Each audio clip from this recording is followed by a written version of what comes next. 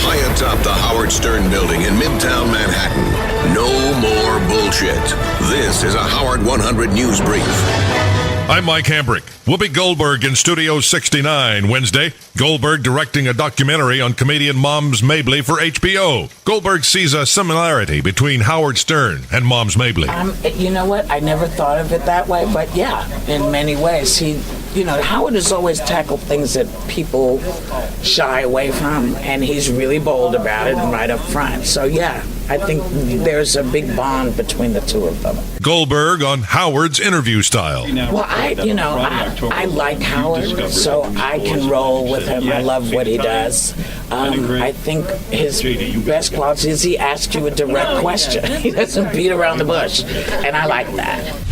Goldberg has a lot of fans among Stern staffers. It's Howard 100 News behind the scenes. Not that they're just willing to talk, but they're willing to speak honestly and openly, and they're opinionated about a lot of stuff. That makes a good guest. And when you take a comedian of Whoopi's caliber and throw her on there with Howard, you're going to get a good interview, and that's what happened. That's host of the wrap-up show, John Hein. And he was blown away by the interview that Howard did with actress and moderator of The View, Whoopi Goldberg. Howard is a big fan of Whoopi's and has been for years. He had a ton of great questions for her, and Whoopi had a ton of honest answers. It was a home run. John Hein loved it. It was pretty interesting. I mean, I knew some of her life, but I didn't know all about how she got to where she is. I knew she had a rough upbringing, dealt with drugs, all that other stuff. To me, I mean, just hearing how she's navigated show business and Hollywood and, how Patrick Swayze basically got her that Oscar-winning role. It was really incredible and enlightening. Producer Jason Kaplan also loved the interview. He just wishes it got a little geekier. She's an interesting woman.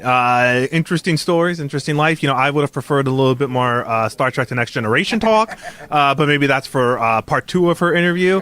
Her role as Guinan is probably what I would consider the most significant role she's ever played. Well, she could have won an Emmy for the TV show. She could have won an Oscar for the 3 seconds she appeared in one Star Trek The Next Generation movie. Now that's a fan, my friend. Shuli Agar, Howard 100 News. Follow The Howard Stern Show on Twitter. Go to twitter.com/Stern Show. All my troubles seem so far away. On this date in 1965, the song Yesterday, penned and performed by Stern Show guest Sir Paul McCartney, hit #1 on the pop singles chart. The song went on to become a pop standard.